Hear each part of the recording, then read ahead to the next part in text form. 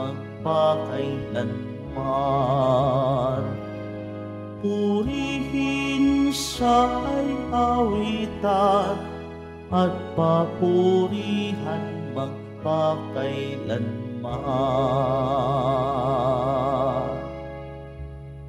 Sa ngalan ng Ama at ng Anak at ng Espiritu Santo. Amen. Sumainyo ang Panginoon. At sumaiyo rin. Mga kapatid, aminin natin ang ating mga kasalanan upang tayo'y maging marapat gumanap sa banal na pagdiriwang. Inaamin ko Sa makapangyarihang Diyos at sa inyo mga kapatid, na lubha akong nagkasala sa isip, sa salita, sa gawa, at sa aking pagkukulang. Kaya isinasamo ko sa mahal na Birheng Maria, sa lahat ng mga anghel at mga banal, at sa inyo mga kapatid na ako'y ipanalangin sa Panginoong ating Diyos. kaawaan tayo ng makapangyarihang Diyos, patawarin tayo sa ating mga kasalanan, at patnubayan tayo sa buhay na walang hanggan. Amen. Panginoon, kaawaan mo kami. Panginoon, kaawaan mo kami. Kristo, kaawaan mo kami. Kristo, kaawaan mo kami. Panginoon, kaawaan mo kami. Panginoon, kaawaan mo kami. Manalangin tayo.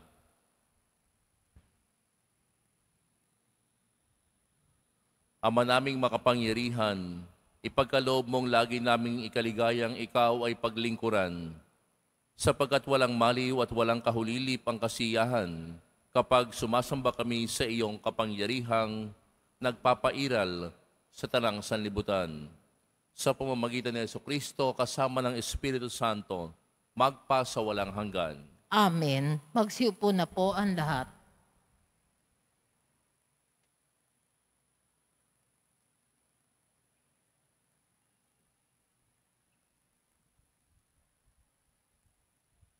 Pagbasa mula sa aklat ng pahayag. Sinabi sa akin, Juan, narito ang dalawa kong saksi. Ito'y ang 2 punong olibo at 2 ilawan sa harapan ng Panginoon ng lupa. Kapag may nagtangkang manakit sa kanila, lalabas sa bibig nila ang apoy na tutupok sa kanilang mga kaaway. May kapangyarihan silang ipinid ang langit upang hindi umulan sa panahon ng pagpapahayag nila ng salita ng Diyos. May kapangyarihan din silang gawing dugo ang tubig at magpadala ng anumang salot sa lupa tuwing maibigan nila. Pagkatapos nilang magpatotoo, aahon ang halimaw na nasa bangin at makikipaglaban sa kanila.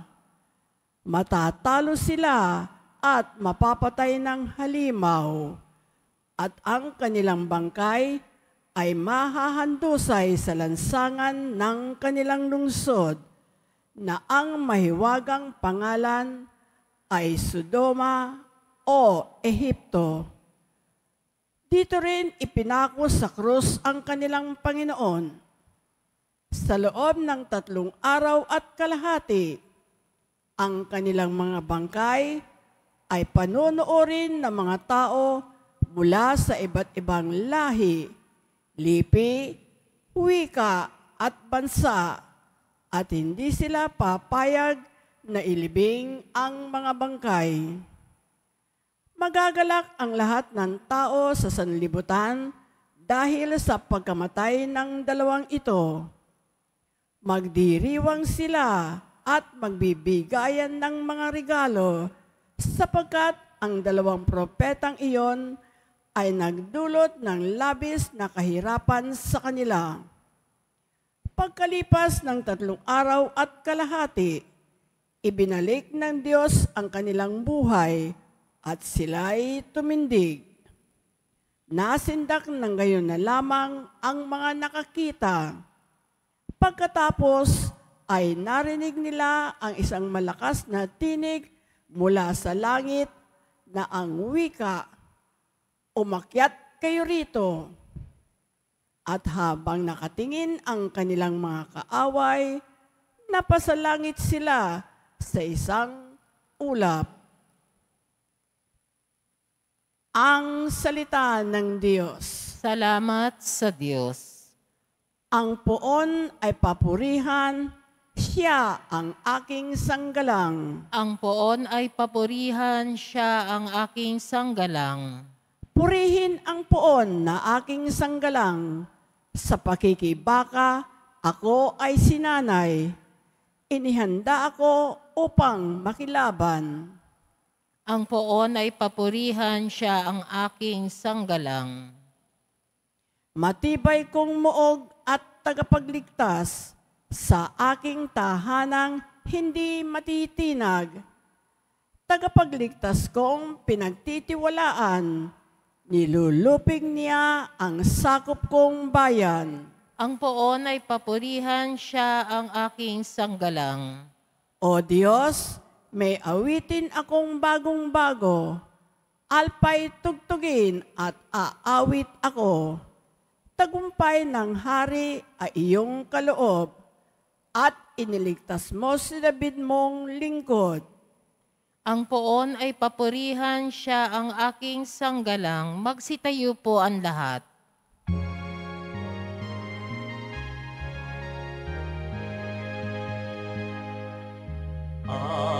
Alleluia,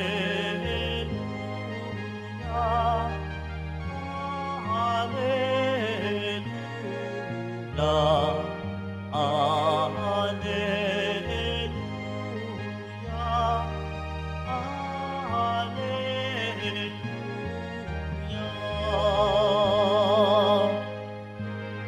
Si Kristo ay nagtagumpay,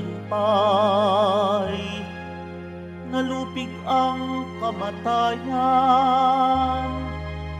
nagningning ang pagkabuhay. Alleluia, Alleluia, Alleluia,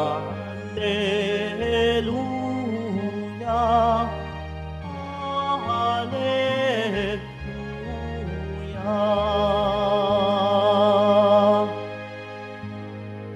Sumainyo ang Panginoon. At sumaiyo rin. Ang mabuting balita ng Panginoon ayon kay San Lucas. Papuri sa iyo, Panginoon.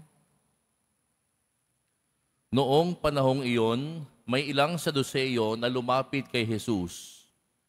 Ang Saduseyo'y hindi naniniwala na muling bubuhayin ang mga patay. Guro, anila, naglagda po si Moises ng ganitong batas para sa amin. Kung mamatay ang isang lalaki at maiwang walang anak ang kanyang asawa, ang kapatid na lalaki dapat pakasal sa balo upang magkaanak sila para sa namatay. May 7 magkakapatid na lalaki. Nag-asawa ang panganay at namatay na walang anak. Napakasal sa balo ang pangalawa at namatay. Gayon din na nangyari sa pangatlo hanggang sa pampito. Isa-isang napangasawa ng babae at pawang namatay na walang anak. Sa kahuli-hulihay namatay naman ang babae. Sa huling pagkabuhay, sino po sa 7 ang kikilalaning asawa niya? Yamang kikilalaning asawa niya,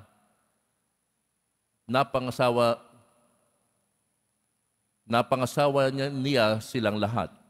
Sumagot si Jesus, sa buhay na ito, ang mga lalaki at mga babae nag-aasawa, ngunit ang mga lalaki at babaeng karapat-dapat na muling buhayin para sa kabilang buhay ay hindi mag-aasawa. Hindi na sila mamamatay sapagkat matutulad sila sa mga anghel. At sila ay mga anak ng Diyos, yamang muli silang binuhay. Maging si Moises ay nagpapatunay na muling binubuhay ang mga patay. Sapagkat sa kanyang kasaysayan, hinggil sa nagliliyab na mababang punong kahoy, ang Panginoon ay tinawag niyang Diyos ni Abraham, Diyos ni Isaac, at Diyos ni Jacob. Ngunit ang Diyos ay hindi Diyos ng mga patay, kundi ng mga buhay. Sa Kaniya'y buhay ang lahat. Sinabi ng ilan sa mga eskriba, Magaling ang sagot ninyo, Guro, at wala nang nangahas na magtanong sa kaniya ng anuman. Ang mabuting balita ng Panginoon. Pinupuri ka namin, Panginoong Heso Kristo. Magsiupo na po ang lahat. Magandang umaga po sa inyong lahat, mga kapatid. Sa atin pong Ebanghelyo, ayon kay San Lucas, tinanong po si Jesus ng mga Saduseyo tungkol sa muling pagkabuhay. At alam naman po natin na ang mga Saduseyo ay hindi naniniwala sa muling pagkabuhay. Subalit si Jesus, ginawa niyang oportunidad ang tanong ng mga Saduseyo upang ipaliwanag ang realidad ng tungkol sa muling pagkabuhay. Ang mga Saduseyo, ang kanilang tanong ay base po ito sa marriage law sa Deuteronomy 25:5-10, na kung saan ang isang lalaki ay kinakailangang pakasal doon sa napangasawa ng kanyang kapatid na lalaki kung sakaling ito'y mabalo. Ginamit nitong mga Saduseyo ang batas na ito upang hamakin ang konsepto ng muling pagkabuhay sa pamamagitan ng pagtatanong na sa huli, sino raw sa 7 ang ituturing na asawa nung babae? Yamang silang lahat ay napakasal doon sa babae. Ngayon, ang kanilang tunay na hangarin ay hindi naman magtanong, ito mga Saduseyo, kundi upang subukin si Jesus tungkol sa kanyang magiging sagot. Subalit si Jesus, hindi siya nagpabitag sa tanong ng mga Saduseyo. Sa halip, siya ay nag-focus doon sa earthly concerns ng eternal life, na kung saan binibigyan ng diin na ang buhay sa mundong ito, pagkatapos, sa kabilang buhay ay wala nang pangangailangan pa para mag-asawa. Ipinaliliwanag ni Jesus na ang muling pagkabuhay ay hindi lamang pagpapatuloy ng ating buhay dito. Kaya nga po sinasabi ko lagi sa mga namatayan, sa misa, sa mga funeral masses, sinasabi ko sa kanila, ang kamatayan sa mundo ay hindi katapusan ng buhay sapagkat may kabilang buhay. At sinabi nga doon na ang mga tao ay sa kabilang buhay, hindi na sila kailangan mag-asawa. Sila'y parang mga anghel. Ang muling pagkabuhay, mga kapatid, lalo na ang buhay na walang hanggan, ito'y buhay na kung saan ang mga yumao ay fully united with God, na kung saan ang umiira lamang doon ay pagmamahal at communion to its fulfillment. Ngayon, sinagot ni Jesus itong mga tanong na ito sa pamamagitan ng kataga mula sa nasusulat na kahit daw si Moises ay naniniwala sa muling pagkabuhay. Noong sinabi niya, sapagkat sa kanyang kasaysayan, hinggil siya nagliliyab ng mababang punong kahoy, ang Panginoon daw ay tinawag ni Moises na Diyos ni Abraham, Diyos ni Isaac, at Diyos ni Jacob. Subalit, napakahalaga ng kanyang sinabi ni Jesus, na ang Panginoon ay Panginoon ng mga buhay, hindi ng mga patay. Mga kapatid, ang panawagan at ang pangako sa muling pagkabuhay, ito'y para sa ating lahat. Minsan, may mga tao sa buhay natin na kukwestiyonin ang ating paniniwala, hindi dahil gusto nilang matuto. Minsan, may mga taong kukwestiyonin ka kasi gusto kang hamakin. Kukwestiyonin ka Kasi gusto kang subukin. Totoo ba ito na marunong? Totoo ba ang kakayahan mo? Minsan, may mga hamon sa atin sa ating trabaho. May mga katrabaho kung minsan na ang intensyon, hindi naman talaga magtanong. Minsan na kanilang intensyon, sinusubok ka lamang. Mga kapatid, iniimbita tayo ngayon ni Jesus na huwag padadala sa mga mapanlinlang, kundi manatiling nakaugat sa ating pinaniniwalaan. Lalo na tayong mga Kristiyano Katoliko, tayo po'y naniniwala sa muling pagkabuhay. Kaya nga, ang kamatayan sa mundong ibabaw, hindi katapusan ng lahat. Hindi katapusan ng lahat. Kaya nga, napakaganda na itong buong buwan ng Nobyembre, ipinagdadasal natin ang ating mga yumaong kapatid, mga kamag-anak, mga kaibigan, sapagkat naniniwala tayo sa buhay na walang hanggan.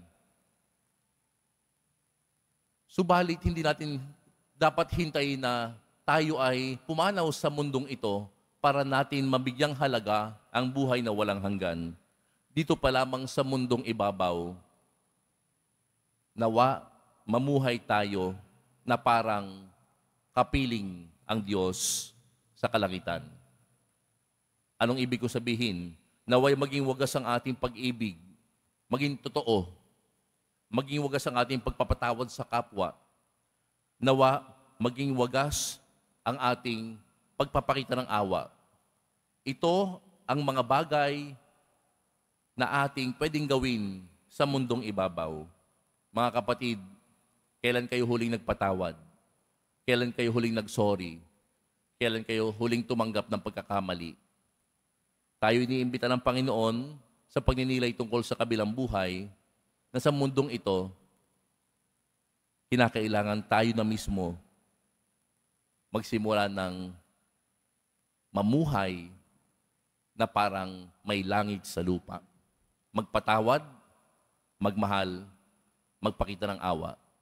At ang lahat ng ito, kung susuriin natin, pinakita ng ating mahal na poong Jesus Nazareno. Amen. Magsitayo po ang lahat.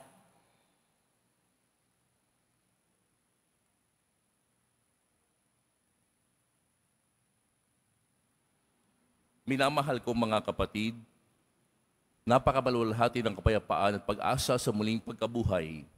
Manalangin tayo ng may pusong malaya mula sa hangal na pag-aalinlangan at pagdududa, sapagkat nananalig tayo sa pangako ni Jesus na muling nabuhay para sa atin. Ang ating itutugon, Diyos ng buhay, dinggin mo ang aming panalangin. Diyos ng buhay, dinggin mo ang aming panalangin. Ang simbahan sa buong daigdig, naway magpatuloy na magpahayag ng mabuting balita ng muling pagkabuhay at ng buhay na walang hanggan. Manalangin tayo. Diyos ng buhay, dinggin mo ang aming panalangin. Sa ating pang-araw-araw na buhay, naway maihatid natin ang liwanag ng bagong pag-asa sa mga nabubuhay sa kadiliman at kawalang pag-asa.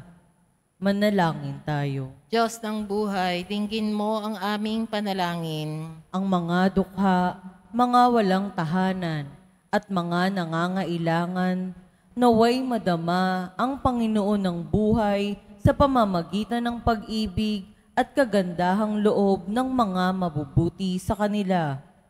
Manalangin tayo. Diyos ng buhay, dinggin mo ang aming panalangin. Ang mga may sakit at yaong mga nagdurusa, naway matagpuan ang mapagpagaling na presensya ni Kristo sa kanilang buhay. Manalangin tayo. Diyos ng buhay, dinggin mo ang aming panalangin. Ang mga yumao naway makatagpo ng kaligayahan sa tiyak na pag-asa ng muling pagkabuhay. Manalangin tayo. Diyos ng buhay, dinggin mo ang aming panalangin. Diyos na mga buhay, bigyan nawa kami ng Eukaristiyang ito ng paghahangad sa walang hanggang hapag na iyong inihanda para sa amin, kung saan malulugod kami sa kaligayahan ng iyong presensya, magpakailanman. Hinihiling namin ito sa pamamagitan ni Kristo ang aming Panginoon. Amen. Magsiupo na po ang lahat.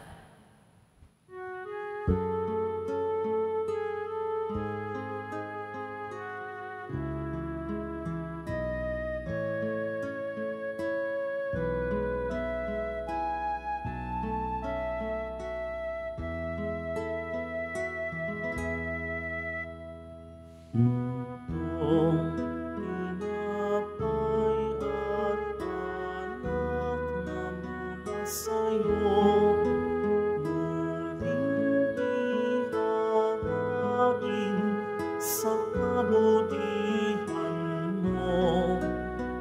Kunin at tanggapin, alay sa'yo. Pasasalamat ng puso.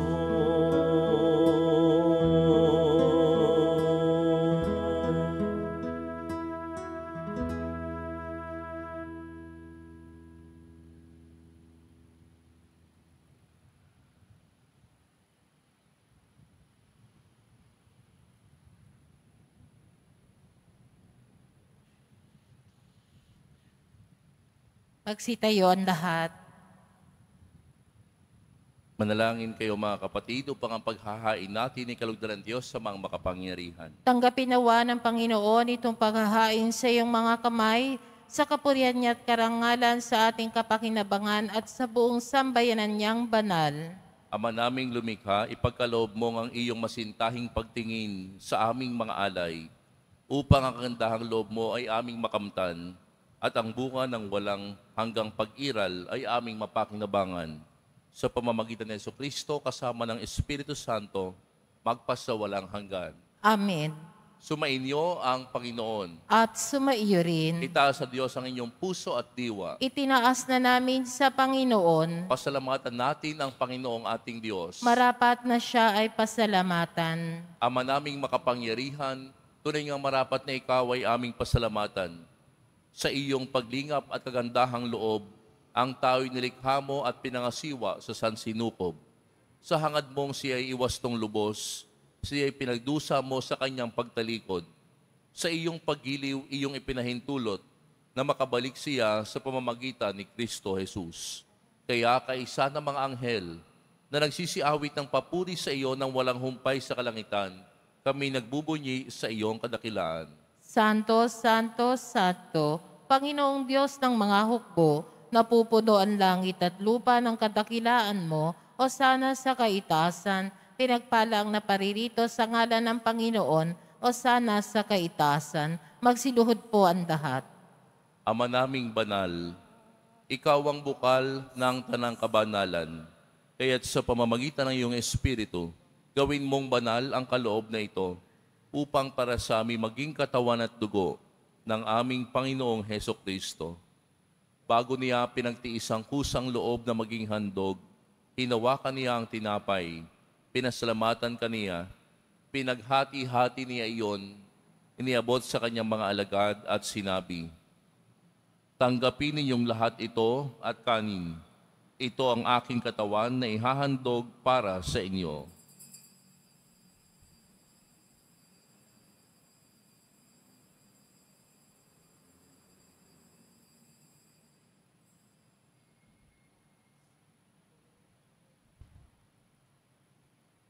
Gayon din naman nung matapos ang hapunan, hinawakan niya ang kalis, muli kanyang pinasalamatan.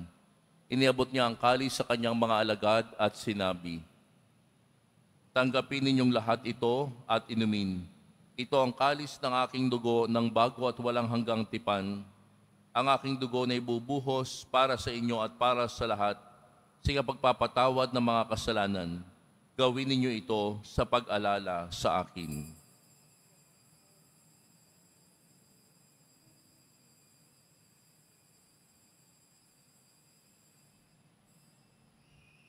Magsitayo po ang lahat. Ipagbunyi natin ang misteryo ng pananampalataya. Si Kristo'y namatay, si Kristo'y nabuhay, si Kristo'y babalik sa wakas ng panahon. Ama, ginagawa namin ngayon ang pag-alala sa pagkamatay at muling pagkabuhay ng iyong anak.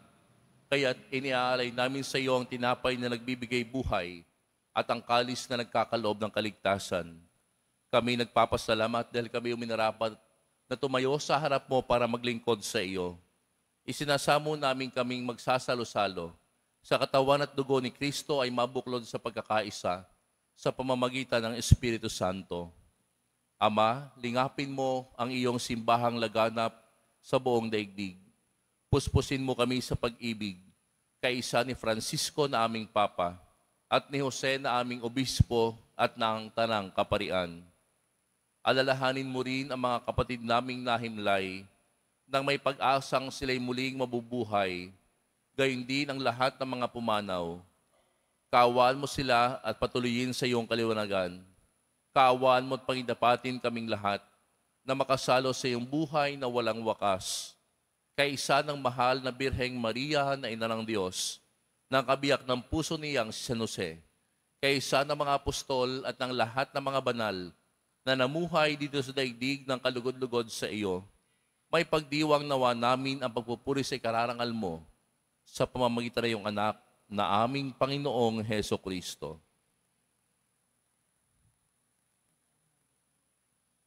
Sa pamamagitan ni Kristo, kasama niya at sa Kaniya, ang lahat ng parangal at papuri ay sa iyo, Diyos amang makapangyarihan, kasama ng Espiritu Santo, magpa sa walang hanggan. Amen. Sa tagubili ng mga nakagagaling na utos at turo ni Jesus na Panginoon natin at Diyos, ipahayag natin ng lakas loob. Ama namin, sumasalangit ka, sambahin ang ngalan mo, mapasa amin ang kaharian mo, sundin ang loob mo dito sa lupa para nan sa langit. Bigyan mo kami ngayon ng aming kakanin sa araw-araw at patawarin mo kami sa aming mga sala para ng pagpapatawad namin sa nagkakasala sa amin at huwag mo kaming ipahintulot sa tukso at iadya mo kami sa lahat ng masama. Hinihiling namin kami iadya sa lahat ng masama, pagkalooban ng kapayapaan araw-araw, iligtas sa kasalanan at ilayo sa lahat ng kapahamakan. Samantalang aming pinananabikan ang dakilang araw ng pagpapahayag ng tagapagligtas naming si Heso Kristo. Sapagkat iyo ang kaharian at ang kapangyarihan at kapurihan magpakailanman. Amen. Panginoong Heso Kristo, sinabi mo sa iyong mga apostol, kapayapaan ang iniiwan ko sa inyo.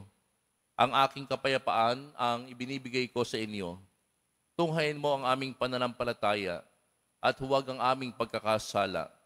Pagkalooban mo kami ng kapayapaan, pagkakaisa ayon sa iyong kalooban. Kasama ng Espiritu Santo, magpasa walang hanggan. Amen. Ang kapayapaan ng Panginoon ay laging sumainyo. At sumaiyo rin. Magbigayan kayo ng kapayapaan sa isa't isa.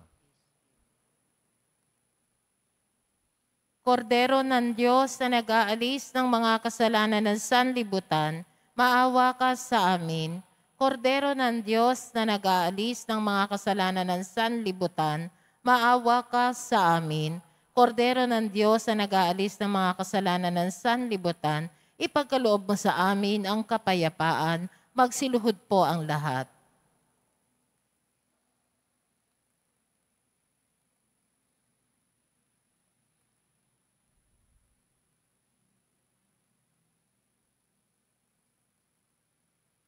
Ito ang kordero ng Diyos.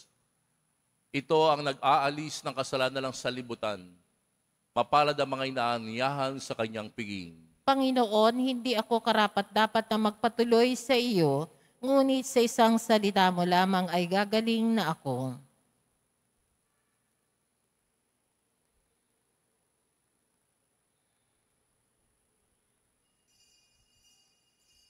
Para sa lahat ng tatanggap ng banal na komunyon, sasagot po tayo ng amen pagkasabi ng pari o ng lay minister ng katawan ni Kristo at isubo agad sa bibig bago malis sa harapan ng pari o lay minister. Sumunod po tayo.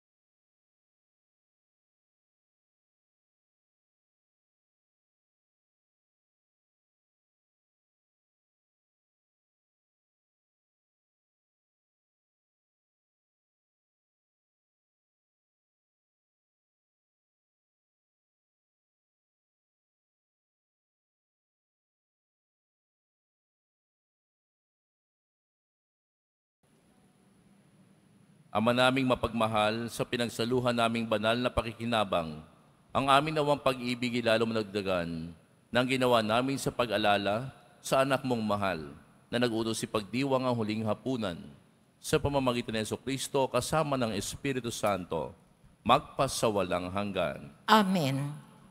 Sumainyo, mga kapatid, ipagdasal natin ang ating mga minamahal na yumao at ang lahat ng mga kaluluwa sa purgatorio. Panginoon naming Diyos, Ama namin, Ikaw ang dahilan ng aming pagsilang. Sa iyo galing ang aming hiram na buhay. Buong kababaang loob kaming nananalangin at kami nagmamakaawang kalugdan mo po ang mga kaluluwa na mga pumanaw na sa mundong ito. Sila naway magkamit ng buhay sa iyong piling. Alisin mo ang anumang mga karumihan na kasalanan upang sila ay maging marapat sa iyong walang hanggang kalinisan. Iahon mo sila mula sa purgatorio at bigyan ng puwang sa iyong kaharian sa langit. Kapayapaan kailanman ang igawad ng may kapal sa mga yumaong nagsipanaw. Sila naway silayan ng iyong ilaw na walang hanggan. Amen. Mapanatag nawa sila sa kapayapaan. Amen.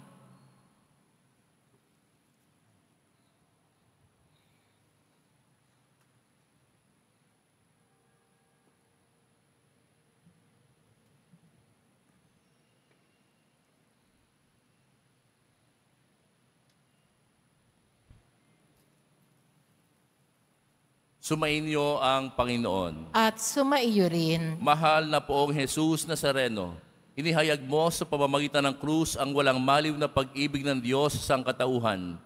Pakinggan mo ang kahilingan ng iyong angkan na nagsusumamo sa iyo. Makamtan nawa nila ang iyong katugunan at tanggapin ang kasagutan na may utang na loob na tinatanaw. Basbasan din po ninyo ang mga daladala nilang mga imahen at dasalan sa pamamagitan ng bendisyon na ito. Naway maalala nila ang mga pangako nila noon sa binyag na ikaw ang kanilang iibigin at paglilingkuran bilang Panginoon magpasawalang hanggan. Amen. Pagpalain kayo ng makapangyarihang Diyos, Ama at Anak at Espiritu Santo. Amen. Humayo kayong taglay ang kapayapaan ng poong Jesus Nazareno. Salamat sa Diyos.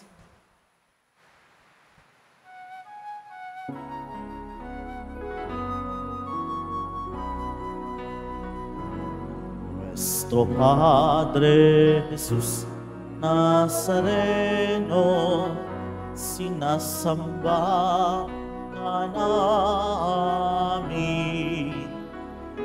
Pinipintuho ka namin. Aral mo ang aming buhay at kaligtasan. Padre Jesus Nazareno, iligtas mo kami sa kasalanan. Ang krus mong kinamatayan ay sagisag ng aming kaligtasan. Nuestro Padre Jesus Nazareno, dinarangal ka namin. Nuestro Padre Jesus Nazareno, niluwalhati ka namin. Nuestro Padre Jesus Nazareno, dinarangkal ka namin. Nuestro Padre Jesus Nazareno, niluwalhati ka namin.